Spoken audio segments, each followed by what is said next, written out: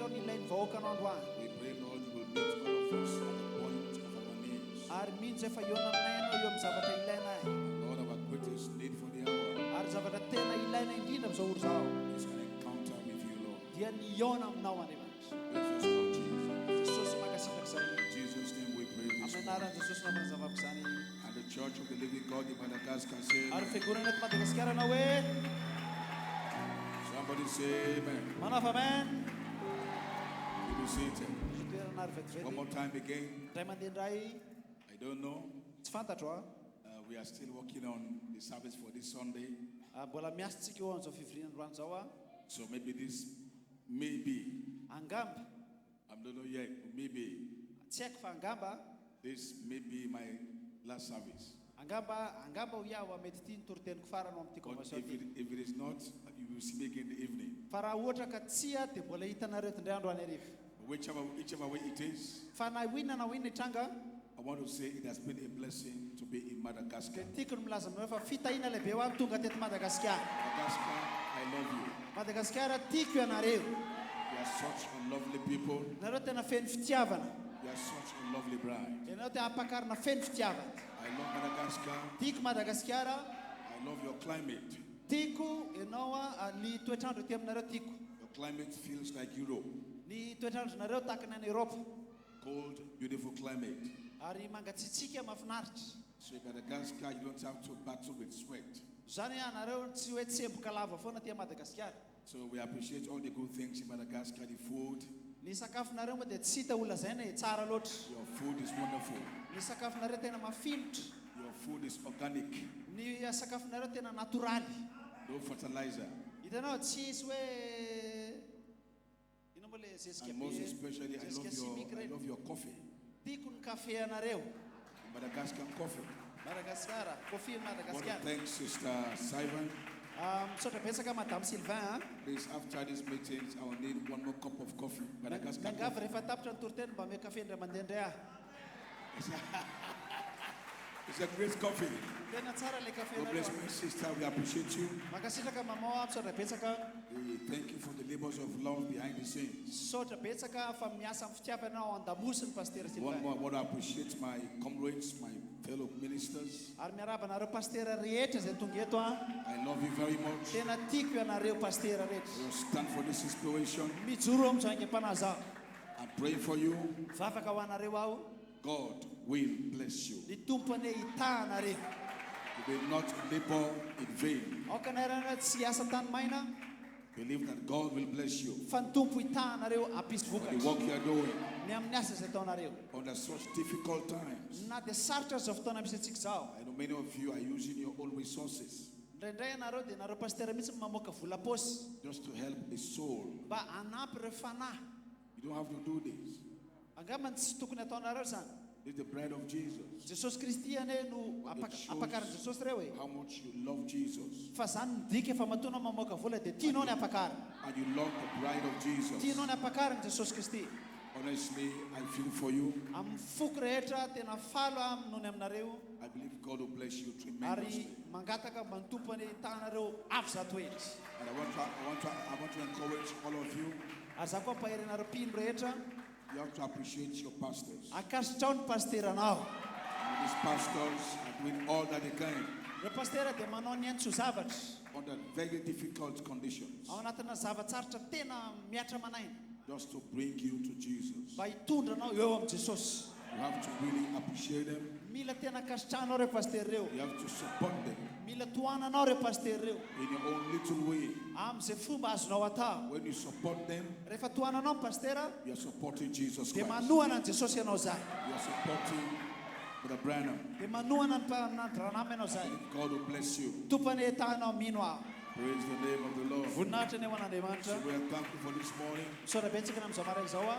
God's grace has been with us Niaraka tamintsika ny famindrapon'Andriamanitra. from the first day to this day today. Nanomboka tamin'ny alakamisy maraina We mandraka androany. want to say thank you, Jesus, Ary dia for misaotra ny tomposika iany amin'izany. the grace of God. Ny amin'ny fahasoavan'Andriamanitra. The word of God has been open to us Ny sokatra amintsika ny ten'Andriamanitra. in a way like never before. Tamin'ny fomba tsy mbola nisy takizany. And this is a confirmation Ary zany dia fanamarinana. that this bride Fa ity apakariny ity. finally farany andry has come to the opening of the word. dia tonga teo fisokafan'ny ten'Andriamanitra The mysteries revealed to her. nisokatra ireo zava-miafina.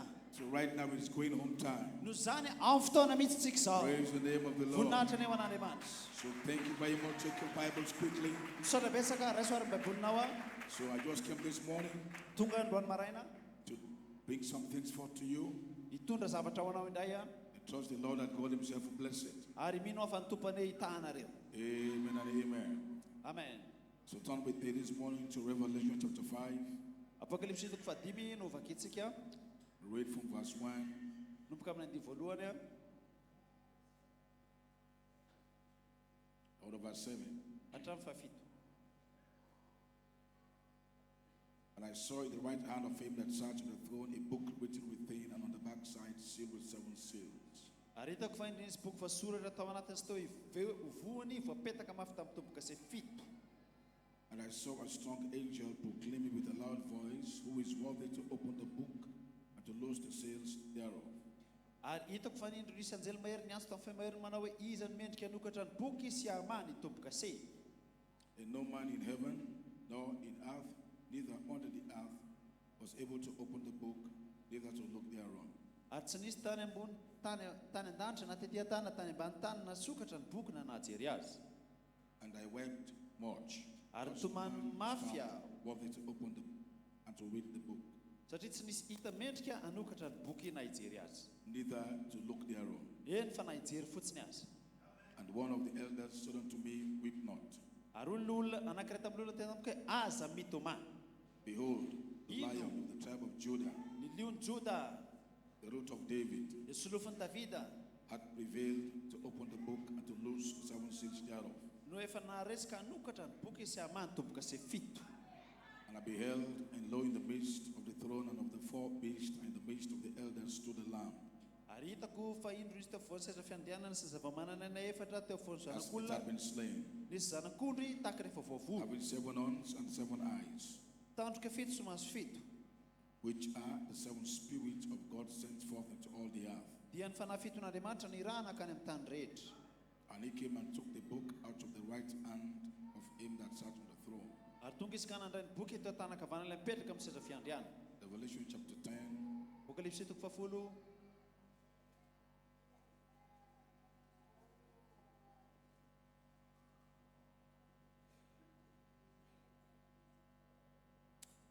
I know you conversant with this, so I just want to go back quickly to verse 8. You can read the whole thing, but I want to go to verse 8. Efa hainao daholo io fa tonga dia andiny fahavalo vakitsika. And the voice which I heard from the angel spake unto me again and said, Go and take the little book which is open in the hand of the angel which standeth upon the sea and upon the earth.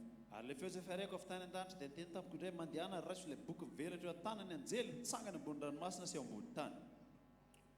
And I went unto the angel and said unto him, Give me the little book.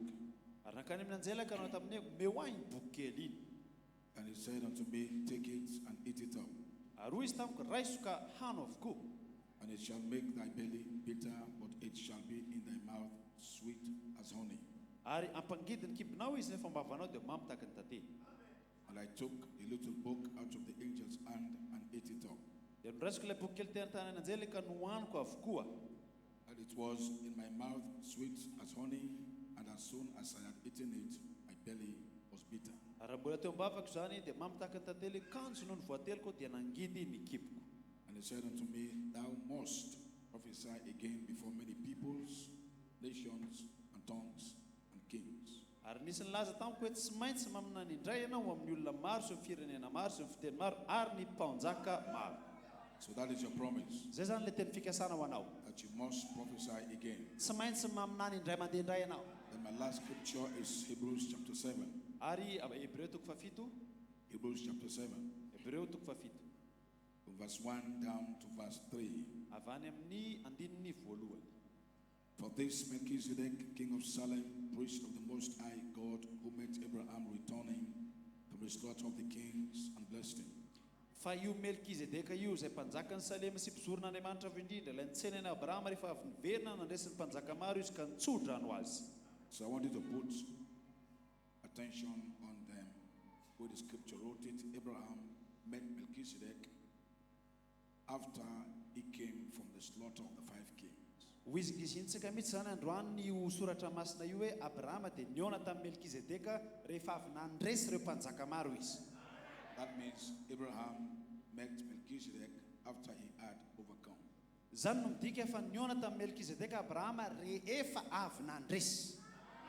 He overcame 5 kings. Nandresy mpanjaka 5. I don't know what those 5 kings are. Tsy fantatro izy ireo mpanjaka 5 ireo. But it says, to whom also Abraham gave the 10th part of all. First being by interpretation, king of righteousness, and after that also king of Salem, which is king of peace. Sady nomeny Abrahama ny ampafolo ny zavatra rehetra aza voalohany raha dika ny anarany dia mpanjaka ny famarinana vao mpanjaka ny Salema, zany hoe mpanjaka ny fiadanana. Without father, without mother, without descent, without neither beginning of days nor end of life. Tsy manandray, tsy manandre, tsy manana tantara-pirazanana, tsy manana voalohan'andro, tsy manana farany fiainana. But made like unto the Son of God, abideth a priest forever. Fa natao toy ny zanak'Andriamanitra izy dia mitoetra ho mpisorona mandrakizay. Revelation quickly. Apokalipsy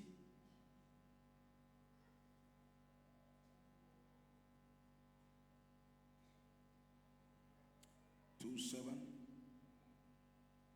Revelation 2:7. He that hath an ear, let him hear what the Spirit said unto the churches. Apokalipsy 2:7 izay manatsofina aoka iaino izay lazainy fanahy ny fiangonana. To him that overcometh will I give to eat of the tree of life, which is in the midst of the paradise of God. Zay maresy dia avelako isotro ihinana eo amin'ny hazonaina.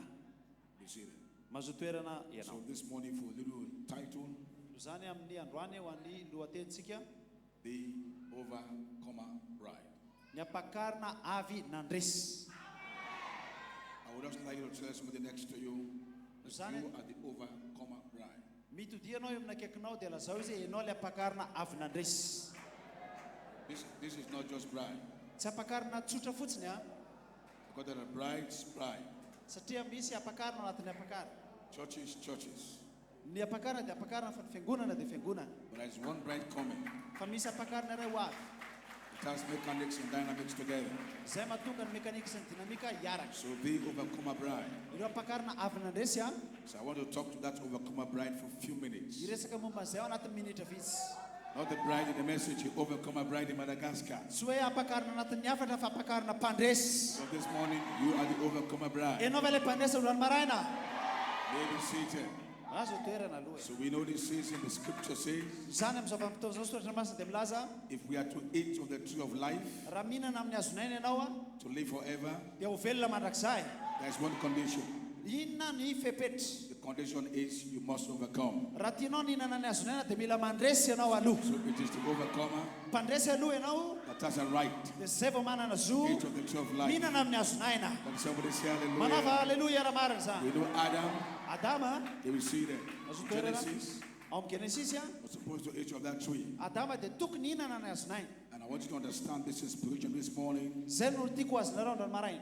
So you understand where Melchizedek stands in your journey, in your redemption. Aiza ho aiza midianao moa no mitsangana Melkizedeka. So you understand exactly where you are at. Dia ho fantatra hoe aiza ho aiza no misy anao.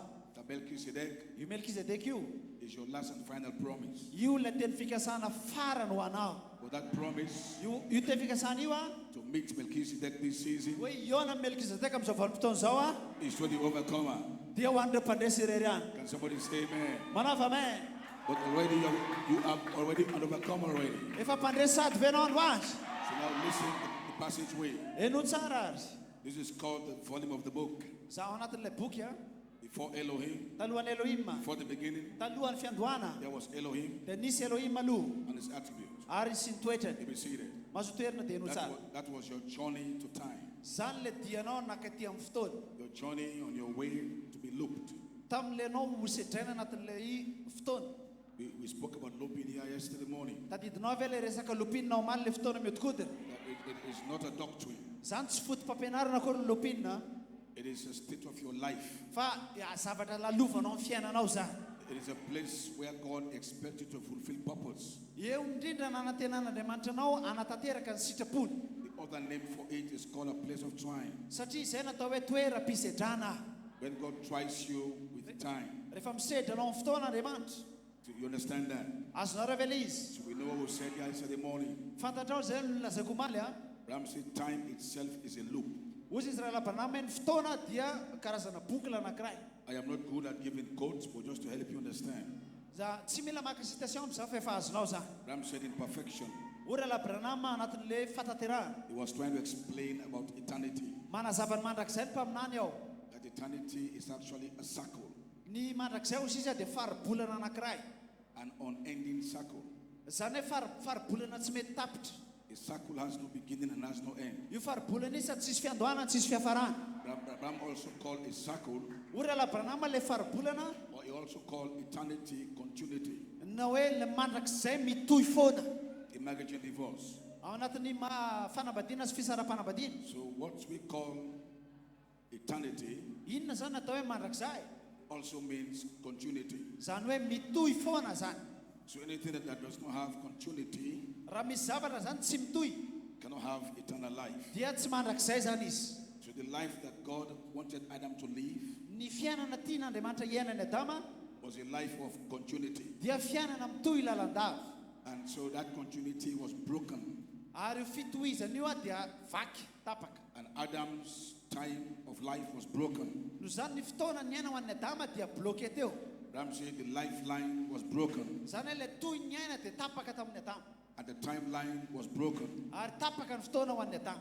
Then a loop was introduced. Zany hoe teo zany nanomboka niditra amin'izay le mihodinkodina. So looping, No zany atao fisedrana. that is where the circle breaks. Zany hoe io zany dia fatapahan'le faribolana. When the circle breaks, Rehefa tapaka le faribolana it causes a loop.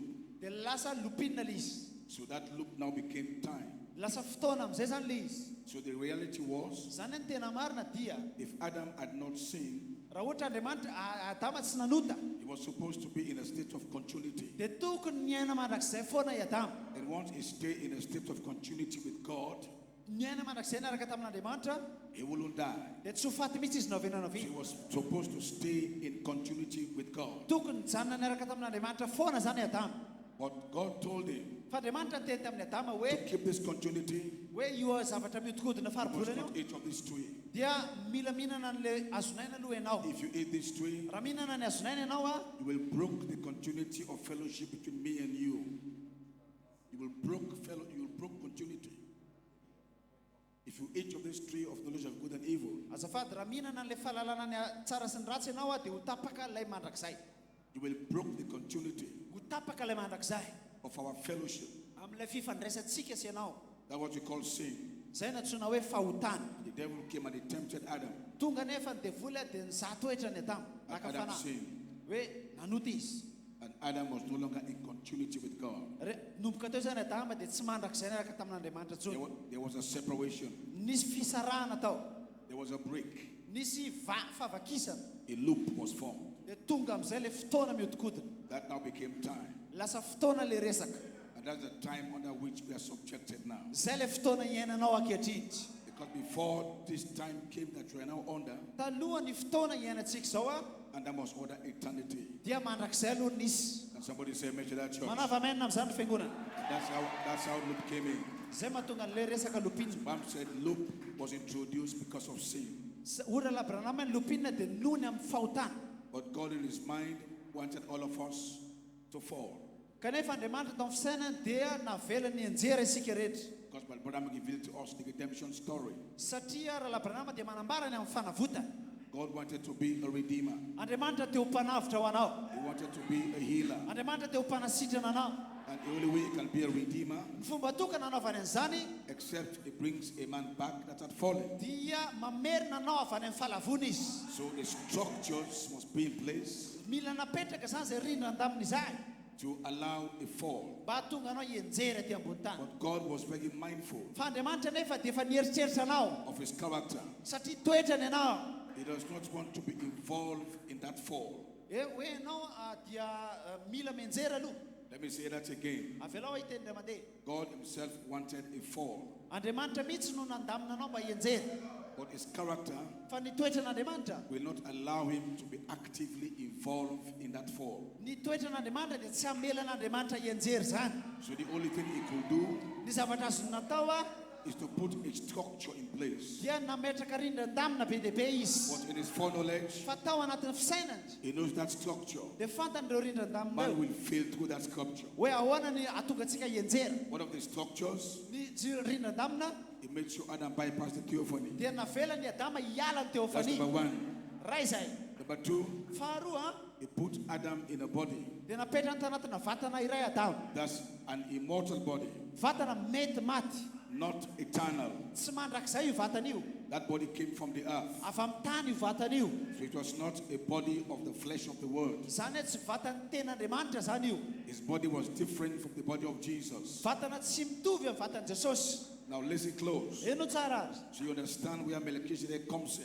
Fantatra amin'izay hoe eo ny tokony tonga Melkizedeka. Because the body of Melchizedek Satria ny vatany Melkizedeka is not the body of the overcomer. dia tsy vatany mpandresy. Melchizedek Melkizedeka did not overcome anything. dia tsy nandresy, tsy mila miady zany izy. He was a king and a priest. Izy mpanjaka sy mpisorona. But he did not overcome anything. Izy tsy mandresy zany Melkizedeka. He did not fight any battle. Izy tsy mila miady zany. He did not fight any war. Izy tsy miady zany He izy. did not conquer death. Izy tsy mandresy fahafatesana He did zany. not conquer grief. Izy tsy mandresy ny fasana zany. Because why? Satria maninona In that state, amin'ny maha Melkizedeka azy io. he can't even be tempted. Izy ara tsy ho azo mpanahy But the kozy. brother said, Raha Abrahama dia milaza. if you had come in that state, Raha tonga amin'ny vatana you Melkizedeka will ianao. not be tempted. Dia tsy alay-panahy zany ianao. And if you are not tempted, Raha tsy alay-panahy ianao, there's nothing to overcome there. dia tsy mpandresy zany ianao. So you understand now? Azonareo amin'izay ve? That is why Zay ny antony. you can't come from the body of Melchizedek. Ianao tsy afaka tonga amina vatana Melkizedeka. Because that body Satria zany vatana zany is not the body dia tsy lay of vatana an overcomer. mpandresy. That body Io vatana io did not overcome. dia tsy nandresy. So in order for God himself to overcome, Andriamanitra zany no mandresy. he had to take up a body Dia raha te handresy Andriamanitra dia maka vatana that can be tempted. zay vatana So alaim-panahy. Melchizedek Melkizedeka became the son of dia man. lasa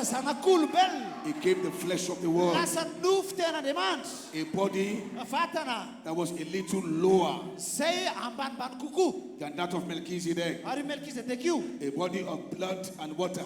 Ary na lasa vatana nofo sy rà. Then that blood, that body Ary io rà amin'ny vatana io has to be tempted dia alaim-panahy. so it can overcome. Mam'izay izy mandresy. That body Io vatana io had to die dia mila maty. so it can raise from the Mba grave. tonga izy hitsangana amin'ny maty. So that body Zany vatana zany came back dia miverina in the resurrection. amin'ny fitsanganana amin'ny maty. That's why Jesus, Jesosy his first body dia ilay vatana voalohany that Mary saw, zay mahitany Maria. he said, don't touch this body. Hozy izy kasihany vatana io. The real body is coming. Ilay tena vatana mbola ho avy. The body that overcame. Ilay vatana nandresy. Then he came back Rehefa niverina izy with a resurrected body. amin'ilay vatana nitsangana The maty. resurrected body Ilay nitsangana maty is an overcomer. dia mpandresy. So Jesus showed them his head, Jesosy naneho ny tanany, showed them his side. naneho ny lany voany. So they will know Dia fantany amin'izay this hoe is a body ity ilay vatana that died izay maty but conquered death. dia nandresy ny fahafatesana. That same body Io vatana io a was tempted by sin, dia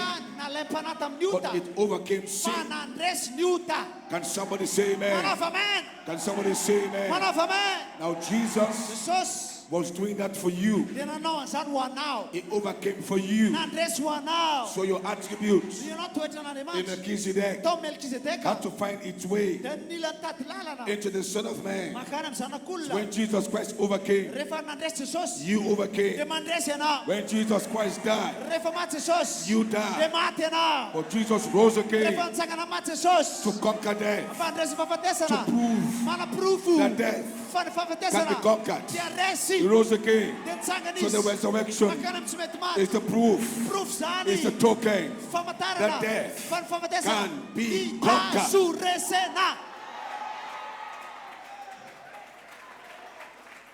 You be seated.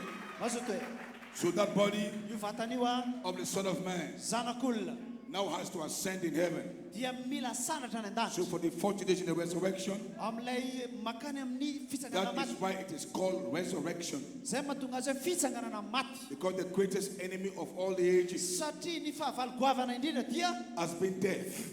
fahafatesana. Because Adam died Maty ny Adamy in his body. tamin'ilay vatany. Adam did not overcome in his body, Tsy nandresy zany Adama tamin'ilay vatany. not in his spirit.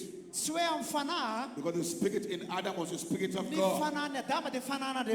But Adam's body could not overcome. Adam failed in his body.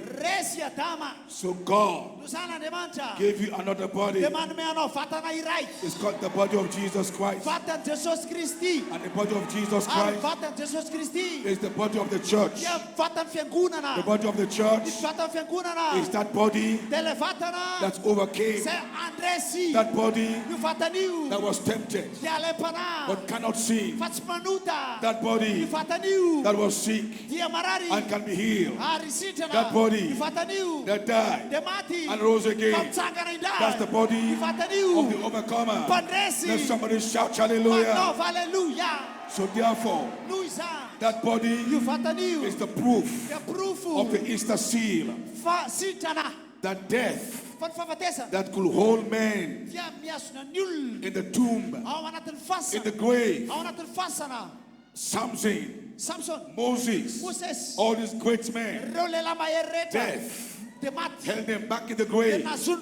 But there came one man. His name is Jesus, the Son of Man. Glory to God, hallelujah. The overcomer died on the third day. He rose again.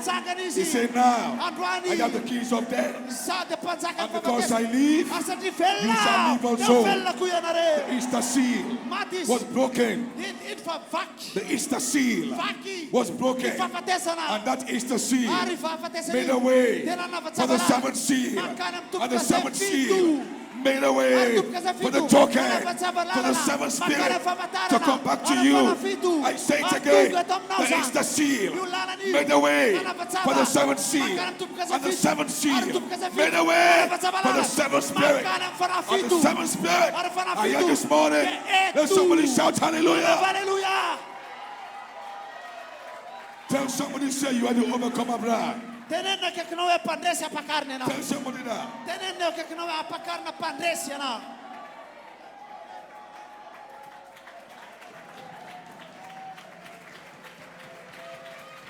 Madagascar, we are blessed. What am I doing this morning? We are trying to divide the word, to understand where we are going. So when we say the body of Christ, that by one spirit are we baptized into that body. That body of Christ must first be the body of the overcomer, because it is the overcomer that can unite with Melkizedek. Because Melkizedek will only appear to the overcomer. So Jesus, the overcomer, is our Redeemer. He came back with the redeemed body. But Melkizedek is your glorification.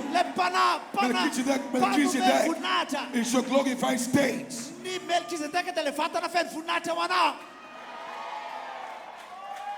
Get it right. Because this message is on the key.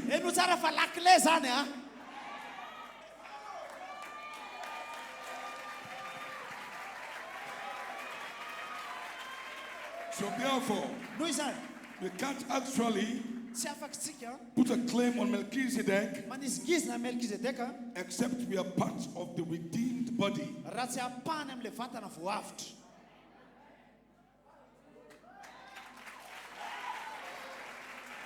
And the only one that has that body is called Son of Man. Now, Son of Man is not Melkizedek. Melkizedek cannot die for you. He is too eternal. He can't even die. Because it does not begin. It can't even end. It can't die for you at all. No matter what you say, it can't die for your sins. So Melkizedek made a way for you. He provided you a sacrifice. A lamb. It's called Jesus, the Lamb of God. that takes away the sins of the world. He died for you. Melkizedek, in flesh and blood. He took flesh and blood, went to the cross, and pierced his side. So the life